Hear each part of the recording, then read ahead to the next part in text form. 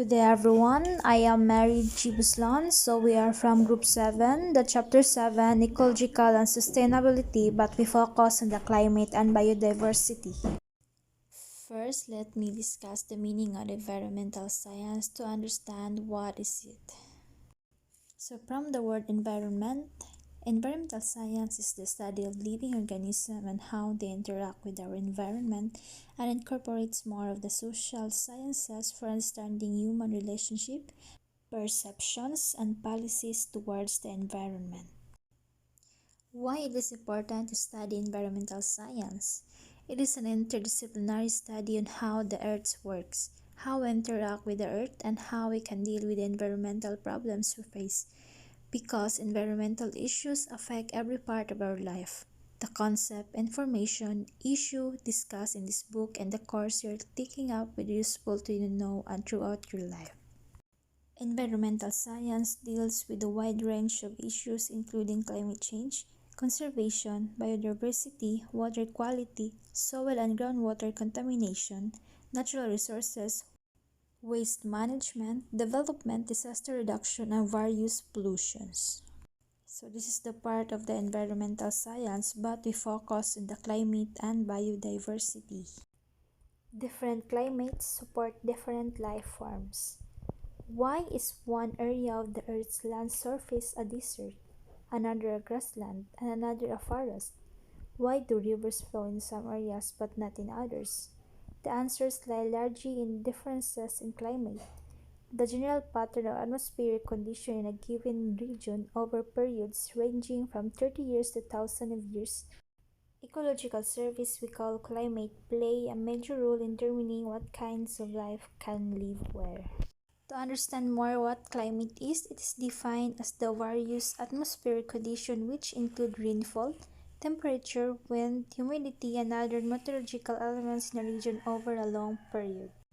Biodiversity means the variety of life in the world in a particular habitat or ecosystem. It is the most complex feature of our planet, and it is the most vital. Without biodiversity, there is no future for humanity. It says by the Prof. David MacDonald at Oxford University. What factors influence climate? Key factors determining an area's climate are incoming solar energy, the Earth's rotation, global patterns of air and water movement, gases in the atmosphere, and the Earth's surface features. The Earth has many different climates. The first step in understanding issues related to climate, such as how climate affects the biodiversity, it is to be sure that we understand the difference between weather and climate. So we all know that sometimes nga maglibog ta sa meaning sa weather and climate. So first, let's define the meaning of weather.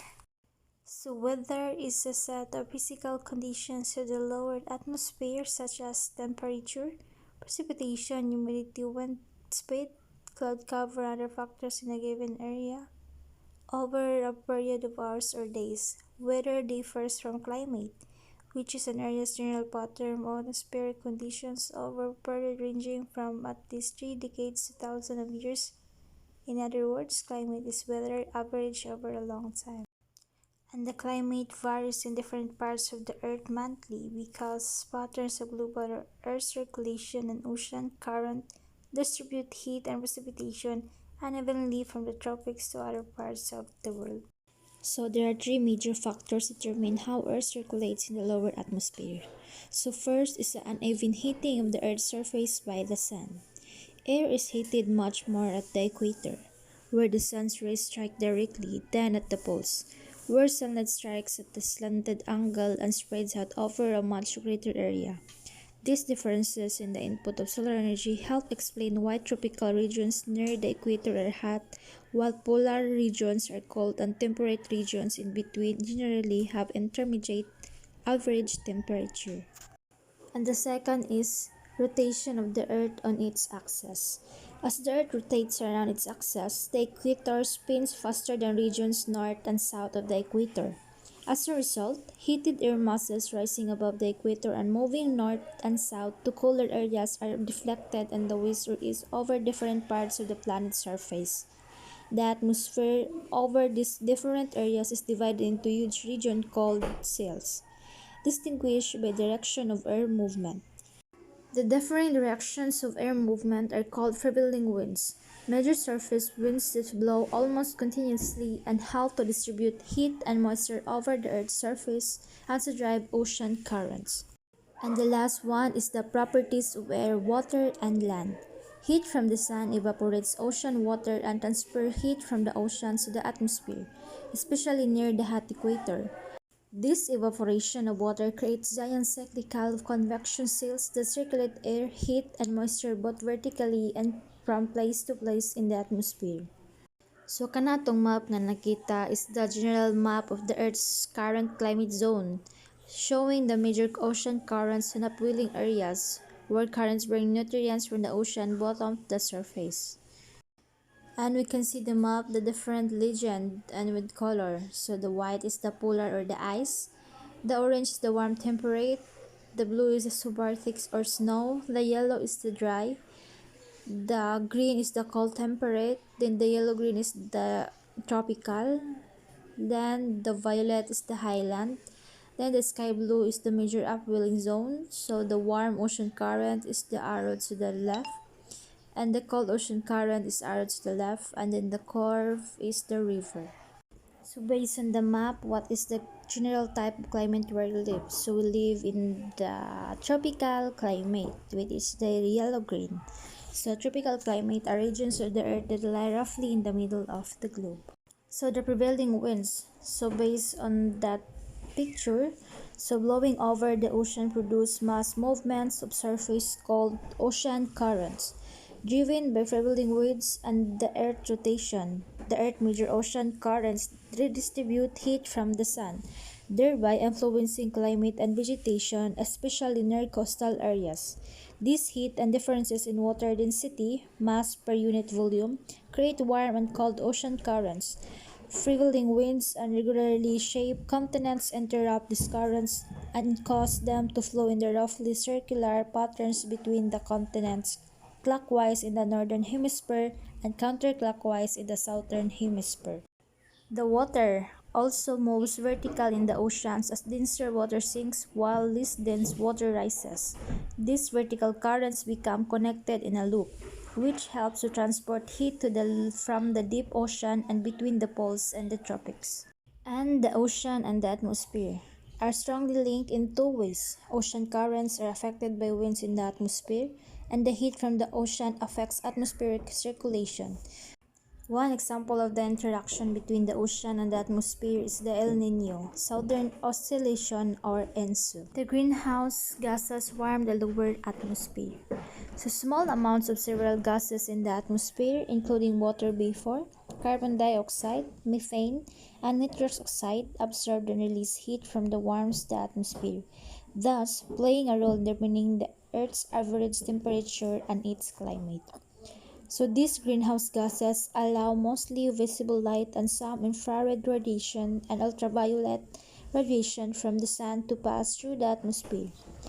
The Earth's surface absorbs much of the solar energy and transforms it to longer wavelength infrared radiation or heat, which flows into the lower atmosphere. So this natural warming effect on the troposphere is called the natural greenhouse effect. So what is greenhouse effect? Greenhouse effect is a process that occurs when energy from a planet host star goes from the planet atmosphere that heals the planet's surface. But greenhouse gases in the atmosphere prevent some of the heat from returning directly to the space, resulting in a warmer planet. Without this natural heating effect, the Earth would be a cold and mostly lifeless planet. So human activities such as burning fossil fuels, clearing forests, and growing crops release carbon dioxide, methane, and nitrous oxide into the atmosphere. A large and growing body of scientific evidence, along with climate model projections, indicate that there is the more than a 90% chance that the large inputs of greenhouse gases into the atmosphere from human activities are enhancing the Earth's natural greenhouse effect. In other words, human activities, especially the burning and carbon-containing fossil fuels, have added carbon dioxide to the atmosphere faster than it is removed by the carbon cycle. Earth's surface features affect local climates, so heat is absorbed and released more slowly by water than by land. This difference creates land and sea breezes. As a result, the world's ocean and large lake moderate the weather and climates of nearby lands. Various other topographic features of the Earth's surface create local and regional climatic conditions that differ from the general climate of a region. So, for example, mountains interrupt the flow of prevailing surface winds and the movement of storms. When most air blowing inland from an ocean reaches a mountain range, it is forced upward. As it rises, it cools and expands and then loses most of its moisture as rain and snow on the windward slope of the mountain.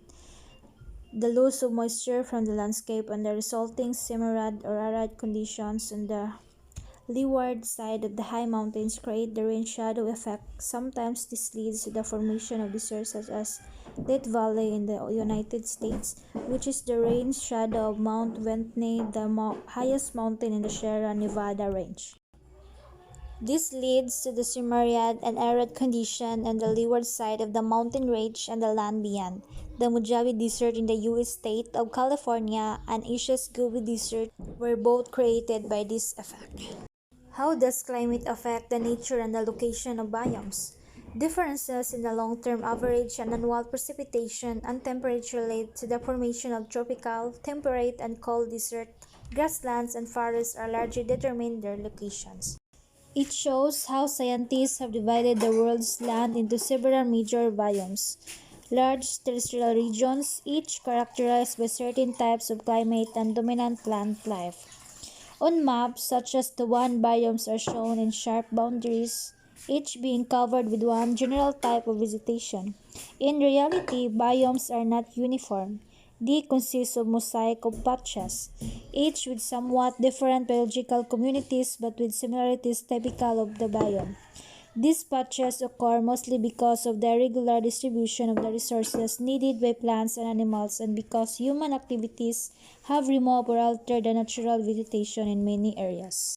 It shows also the climate and vegetation vary with latitude and elevation. If you climb a tall mountain from its base to its summit, you can observe changes in plant life similar to those who would encounter in traveling from the equator to one of the Earth's polar regions. So, for example, if you hike up the tall Andes mountain in Ecuador, your trek can begin in tropical rainforests and end up with a glacier at the summit. So, what is desert? Desert is an area or region of land that is extremely dry and sandy due to the lack of rainfall. Only plants and animals that are very well adapted to the dry climate survive here. In a desert, annual precipitation is low and often scattered unevenly throughout the year. During the day, the baking sun warms the ground, but at night, most of the heat stored in the ground radiates quickly in the atmosphere. Desert soils have little vegetation and moisture to help store the heat, and the skies above desert are usually clear. This explains why in the desert you may roast during the day but a shiver at night. A combination of a low rainfall and different average temperature creates tropical, temperate, and cold desert.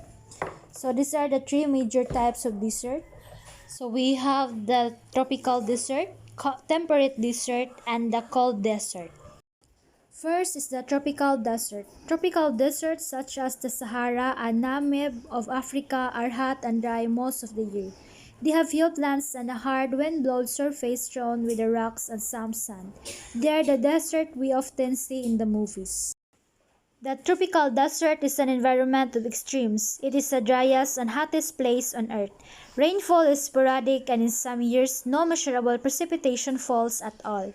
The terrible dry condition of the desert is due to the year-round influence of subtropical high pressure and continentality. So the tropical desert areas near the equator receiving the most intense sunlight. The second one is the temperate desert. Temperate deserts such as the Mojave Desert in southern part of the U.S. state of California. Daytime temperatures are high in summer and low in winter, and there is more precipitation than in tropical desert. The sparse vegetation consists mostly of widely dispersed, drought-resistant shrubs and cacti or other succulents adapted to the lack of water and temperature variations. So temperate desert areas between the tropic and the polar regions. The next is the cold desert. Cold deserts such as the Gobi Desert in Mongolia. Vegetation is sparse, winters are cold, summers are warm or hot, and precipitation is low. Desert plants and animals have adaptation that help them stay cold and get enough water to survive. They have a temperate climate with scorching summers and chilly winters because they are situated at a high latitude in the interior of the continent. Her weather and soil are not suitable for plant growth. So the cold desert, or it is called the polar, it is the areas near the Earth's poles, receiving the less intense sunlight. Adaptation for survival in a desert have two themes: beat the heat and every drop of water counts. So desert plants have evolved a number of strategies based on such adaptation. During long hot and dry spells, plants such as mesquite and creosote drop their leaves to survive in a dormant state. So there are three adaptations. So first adaptation is they have no leaves, which can lose water to the atmosphere through transpiration. It means that transpiration is the process by which moisture is carried through plants from roots to small pores to the underside of leaves, where it changes to vapor and is released to the atmosphere. Transpiration is essential evaporation of water from plant leaves. The second one is they store water and synthesize food in their expandable or fleecy tissue. Last is they reduce water loss by opening their pores to take up carbon dioxide only at night. Desert ecosystems are fragile. Their soils take decades to hundreds of years to recover from disturbances such as off-road vehicle traffic. This is because deserts have slow plant growth, low species diversity, slow nutrient cycling due to low bacterial activity in the soils, and very little water. Good day, everyone. I am Maria Eileen Musu, and this will be the continuation of the report. So, what is grasslands? Grasslands comprise one of Earth's dominant biomes, accounting for up to 40% of its terrestrial area. The fundamental components of grassland habitats are grasses and grass-like plants, but diverse assemblages of other plant life forms and diverse animal communities also contribute to grassland biodiversity. Grasslands occur mostly in the interiors of continents in areas too moist for deserts and too dry for forests. Grasslands persist because of a combination of seasonal drought, grazing by large herbivores, and occasional fires, all of which keep large numbers of shrubs and trees from growing. So, there are three types of grasslands, which are the tropical grassland, temperate grassland, and cold grassland. So, tropical grassland is also called a savanna. Contains widely scattered clumps of trees such as acacia, which are covered with thorns that keep some herbivores away. This biome usually has warm temperatures year-round and alternating dry and wet season. Tropical savannas in East Africa are home of grazing, grass and herb eating, gazelles, zebras, giraffes, and antelopes, their predators such as lions, hyenas, and humans. Herds of these animals migrate to find water and food in response to seasonal and year-to-year variations to rainfall and food availability. Savanna plants, like those in deserts, are adapted to survive drought and extreme heat. Many have deep roots that can tap into groundwater. As an example of differing niches, some large herbivores have evolved specialized eating habits that minimize competition among species for the vegetation found in savanna. Giraffes eat leaves and shoots from the top of trees, elephants eat leaves and branches farther down, wild beasts prefer short grasses, and zebras graze on longer grasses and stems. Temperate grassland.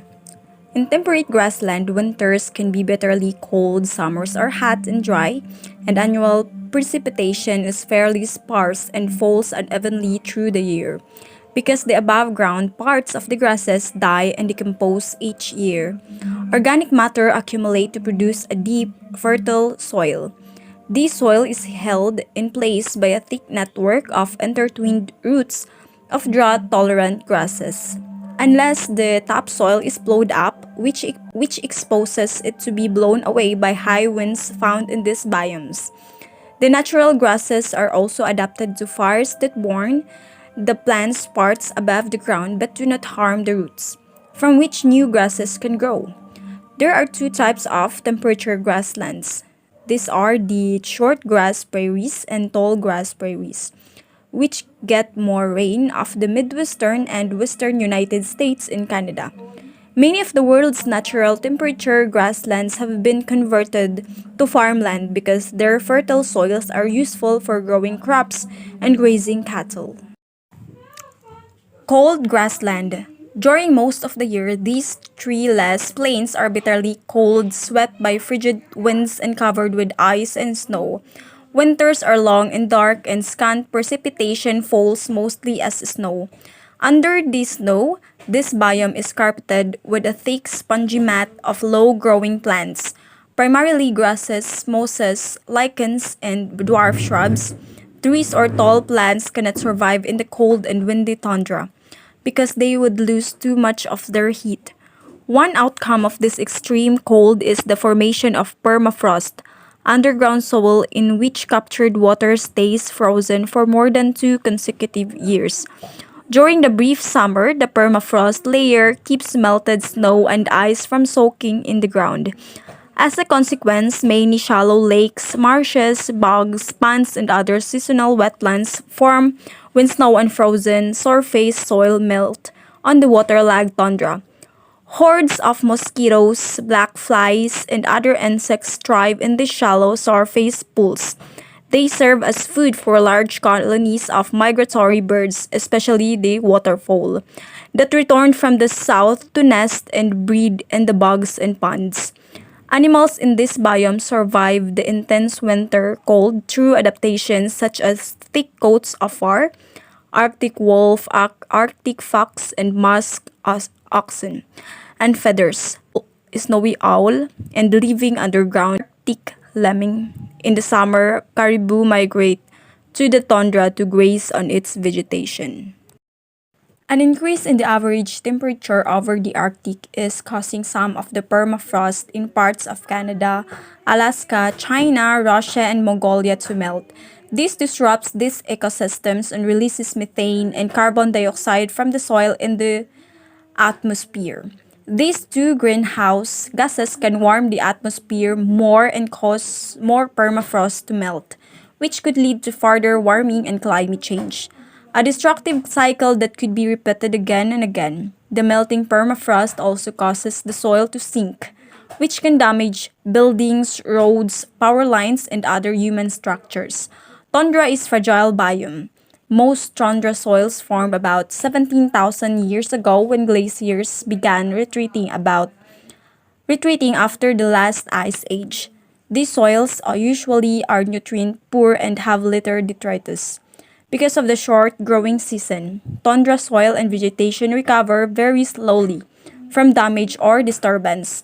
Human activities in the Arctic tundra mostly on and around oil drilling sites, pipelines, mines, and military bases leave scars that persist for centuries. Another type of tundra called alpine tundra occurs above the limit of tree growth but below the permanent snow line on high mountains. The vegetation is similar to that found in Arctic tundra, but it receives more sunlight than Arctic vegetation gets.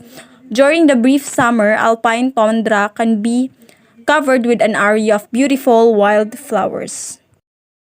So there are three major types of forests, such as the tropical rainforest, temperate deciduous forest, northern evergreen coniferous forest, or boreal forest taiga. So tropical rainforest. Tropical rainforests are dominated by a broad-leaf evergreen plants which keep most of their leaves year-round. The top of the trees form a dense canopy which blocks most light from reaching the forest floor, illuminating it with a dim greenish light. For this reason, there is a little vegetation on the forest floor. Many of the plants that do live at the ground level have enormous leaves to capture what little sunlight filters through the dimly lit forest floor. Some trees are draped with vines, that is called lianas, that reach for the treetops to gain access to sunlight. Once in the canopy, the vines grow from one tree to another, providing walkways for many species living there. When a large tree is cut down, its lianas can pull down other trees. Tropical rainforests have a very high net primary productivity. They are teeming with life and boast incredible biological diversity. Although tropical rainforests cover only about 2% of the Earth's land surface, ecologists estimate that they contain at least half of the Earth's known terrestrial plant and animal species. For example, a single tree in this forest may support several thousand different insect species. Plants from tropical rainforest are a source of chemicals used as blueprints for making most of the world's prescription drugs.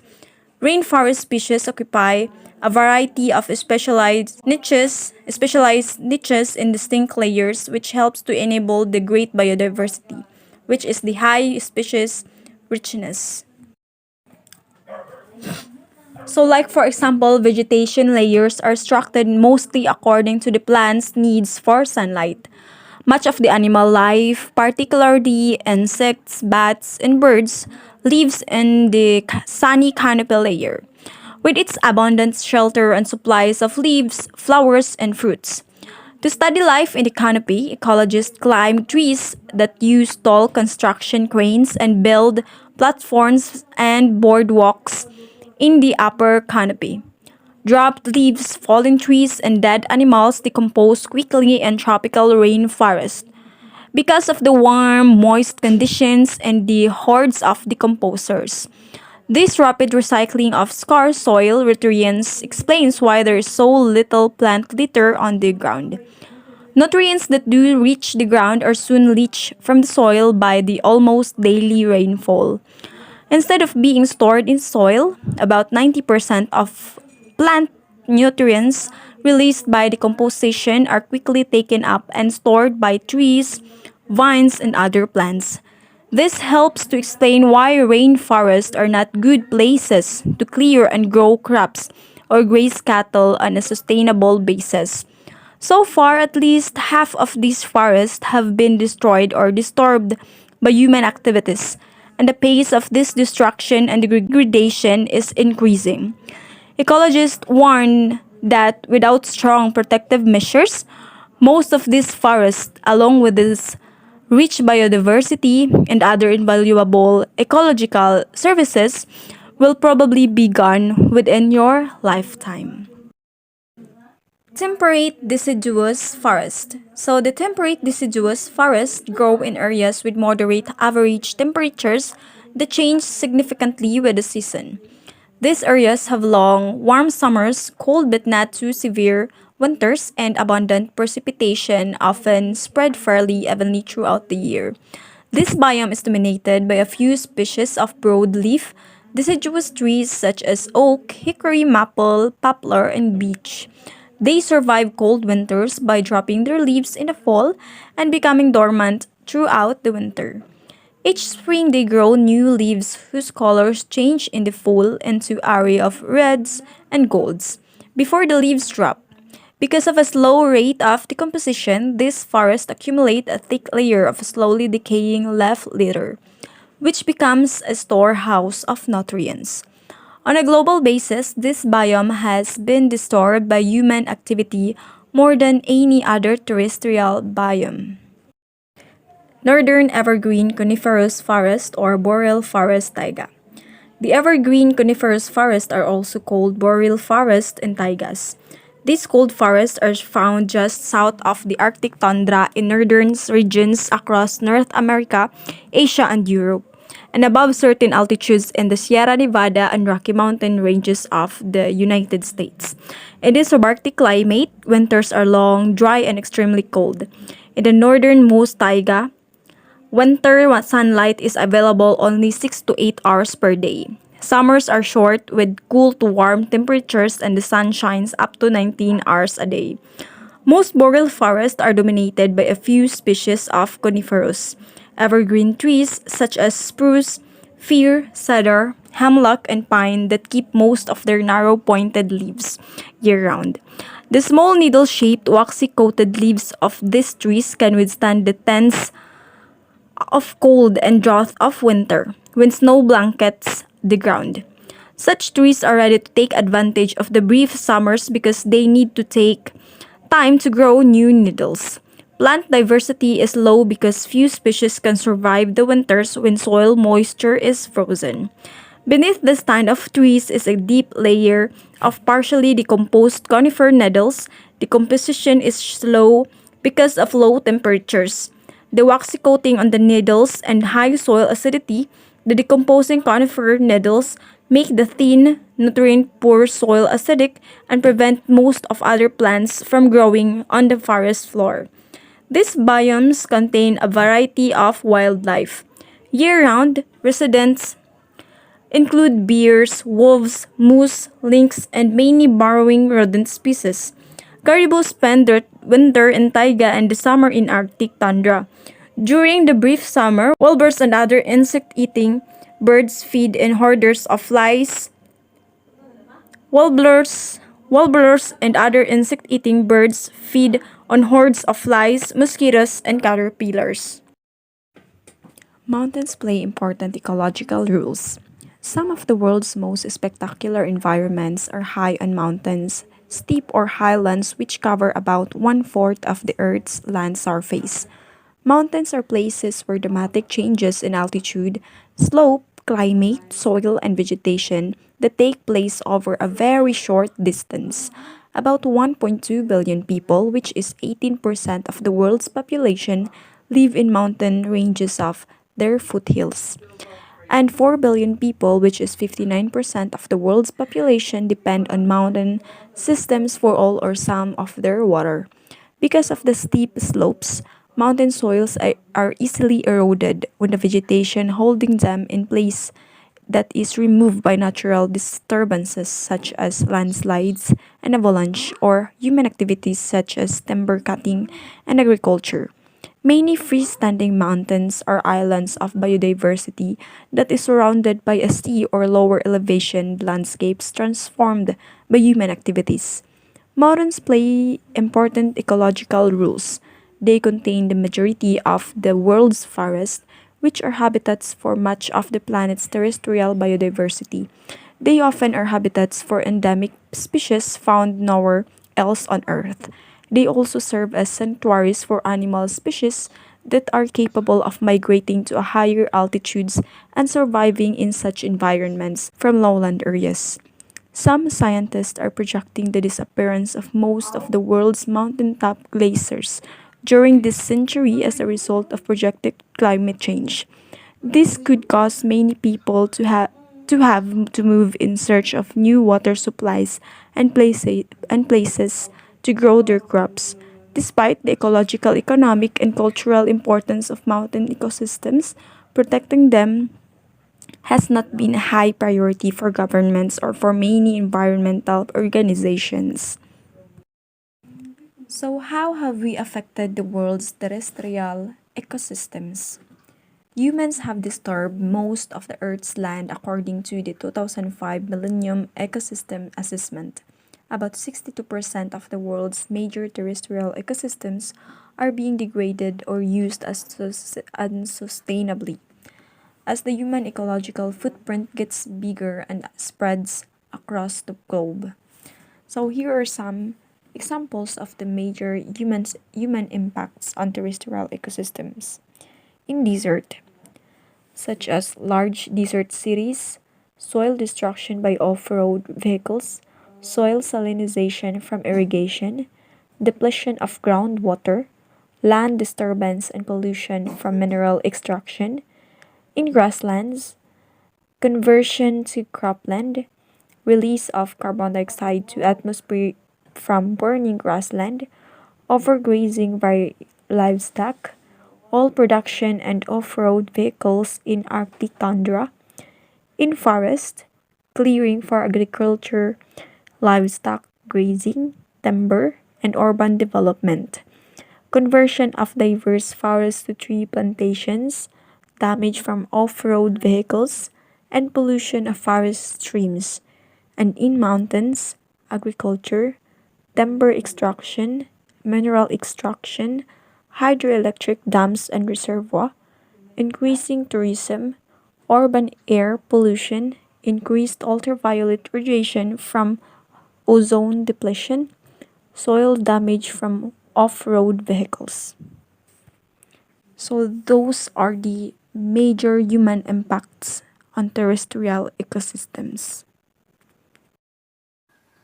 Most of the Earth is covered with water. As shown in the picture, about 71% of Earth's surface is covered with salty ocean water. Although the global ocean is a single and continuous body of water, geographers divide it into four large areas: the Atlantic, Pacific, Arctic, and Indian Ocean, separated by the continents. The largest ocean is the Pacific, which contains more than half of the Earth's water and covered one-third of the Earth's surface. The distribution of many aquatic organisms is determined largely by the water's salinity of the amounts of salt such as sodium chloride dissolved in the given volume of water. As the result, aquatic life zones are classified into two major types: salty water or marine, which contains oceans, and other accompanying estuaries, coastal wetlands, shorelines, coral reefs, and mangrove forest. The second one is the first freshwater, like lakes, rivers, streams, and inland wetlands. So about 71% of the Earth's surface is covered by water. The majority of this water is found in the ocean, which cover approximately 97% of the Earth's water. The remaining 3% is found in freshwater sources like rivers, lakes, and underground aquifers. The presence of water on Earth is one of the key factors that makes life possible on our planet, as it is essential for the survival of all living organisms. Bodies of water contains great biodiversity. Saltwater and freshwater life zones contains several major types of organisms. One major type consists of weakly swimming, free-floating plankton, which can be divided into three groups. The first group is phytoplankton, which includes many types of algae, various rooted plants near shorelines, and primary producers that support most aquatic food webs. The second plankton group is zooplankton. They consist of primary consumers that feed on the phytoplankton, that secondary consumers that feed on the other zooplankton. A third group consists of huge population of much smaller plankton called ultraplankton, extremely small photosynthetic bacteria that may be responsible for 70% of the primary productivity near the ocean surface. The second major type of aquatic organism is nekton, strongly swimming consumers such as fish, turtles, and whales. A third type, benthos, consists of bottom dwellers such as oyster, which anchor themselves into one spot, clams and worms, which burrow into the bottom, and lobster and crabs, which walk about on the seafloor. A fourth major type is decomposers, mostly bacteria, which break down organic compounds in the dead bodies and waste of aquatic organisms into nutrients that can be used by aquatic primary producers. So, most forms of aquatic life are found in the surface, middle, and bottom layers of saltwater and freshwater systems. In the most aquatic systems, the key factors determining the types of numbers of organisms found in these layers are temperature, dissolved oxygen content, availability of food, and availability of light and nutrients required for photosynthesis. Oceans provide important ecological and economic resources. Marine aquatic systems are huge reservoirs of biodiversity. Marine life is found in three major life zones: the coastal zone, open sea, and ocean bottom. The coastal zone is the warm, nutrient-rich, shallow water that extends from the high tide mark on the land of gently sloping, shallow edge of the continental shelf.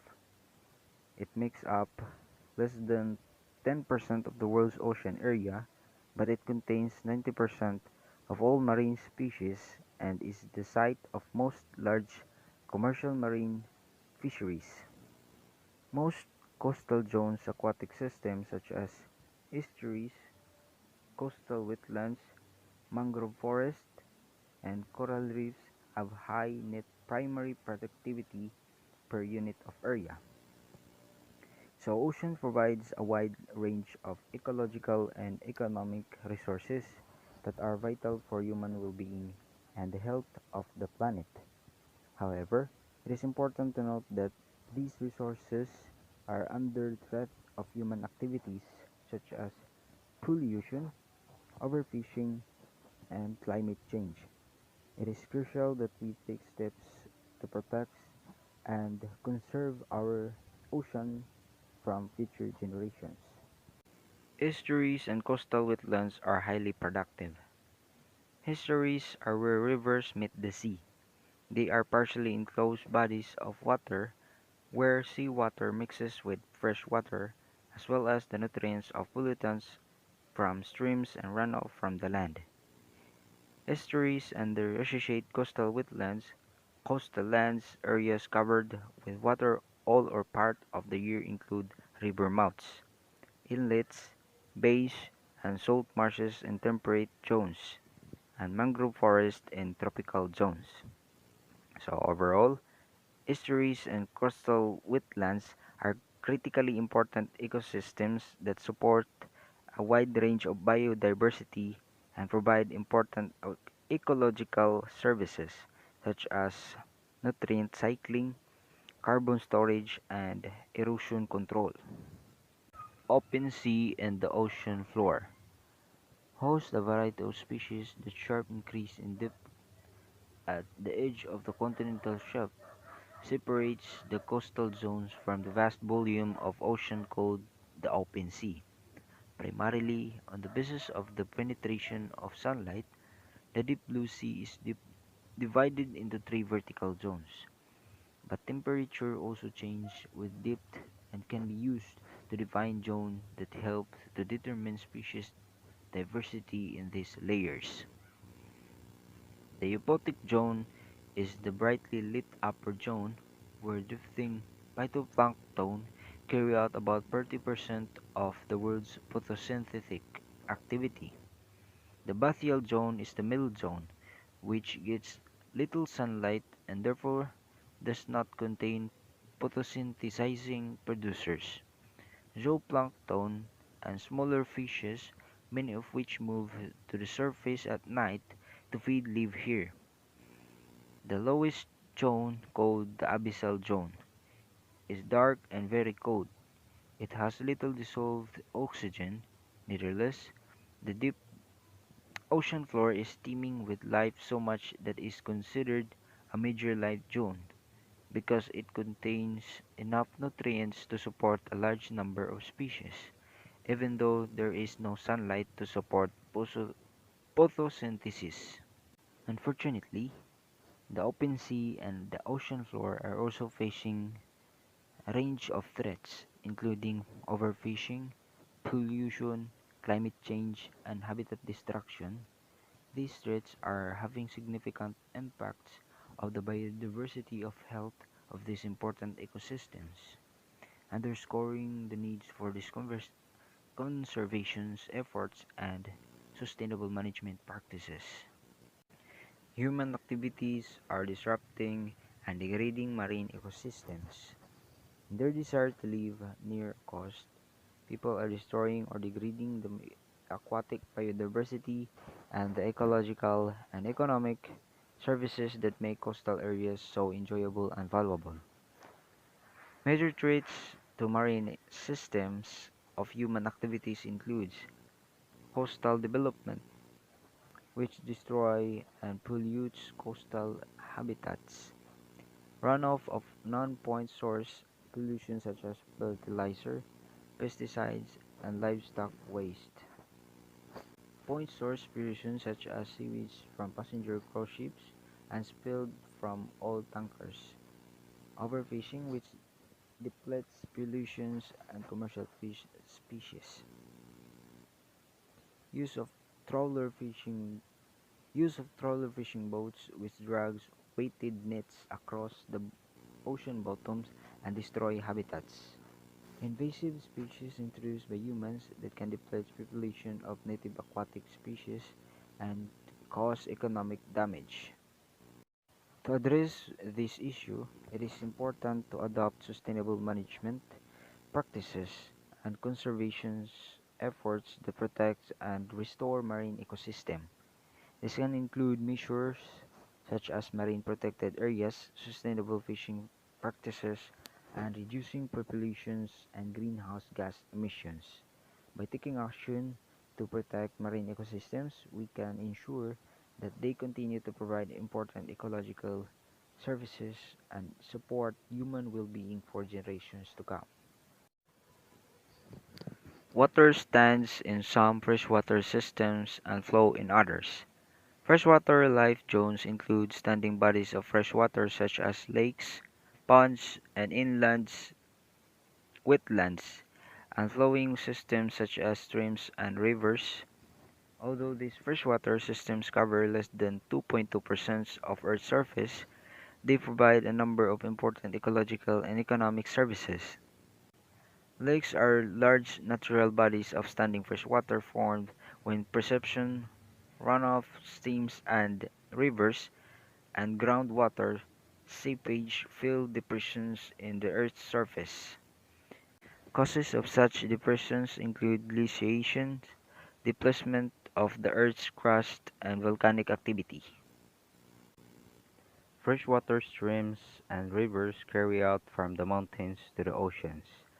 Precipitation that does not sink into the ground or evaporate is surface water. It becomes runoff when it flows into streams. A watershed or drainage basin is land area that delivers runoff, sediment, and dissolved substance to a stream. Small streams join to form rivers, and river flow downhill to the ocean. In many areas, streams begin in mountainous or hilly areas, which collect and release water falling to the Earth's surface as rain or as snow that melts during warm season. A downward flow of surface water and groundwater from mountain highlands to the sea. Freshwater inland wetlands are vital sponges. Inland wetlands are lands covered with freshwater all or part of the time, including lakes, reservoirs, and streams, and located away from coastal areas. They include marshes dominated by grasses and reeds with few trees, swamps dominated by trees and shrubs, a prairie, potholes, depressions carved out by ancient glaciers.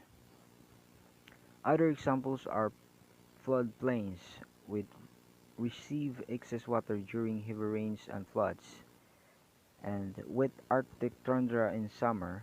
Some wetlands are huge, others are small. By protecting and restoring freshwater inland wetlands, we can ensure that they continue to provide important ecological services, support biodiversity, and help to maintain the health of well-being of freshwater ecosystems and the communities that depend on them. Human activities are disrupting and degrading freshwater systems. Human activities are disrupting and degrading many of the ecological and economic services provided by freshwater rivers, lakes, and wetlands in four major ways. First, dams and canals fragment about 30% of the world's 237 large rivers. They alter to destroy terrestrial and aquatic wildlife habitats along rivers in coastal deltas and estuaries by reducing water flow and increasing damage from coastal storms.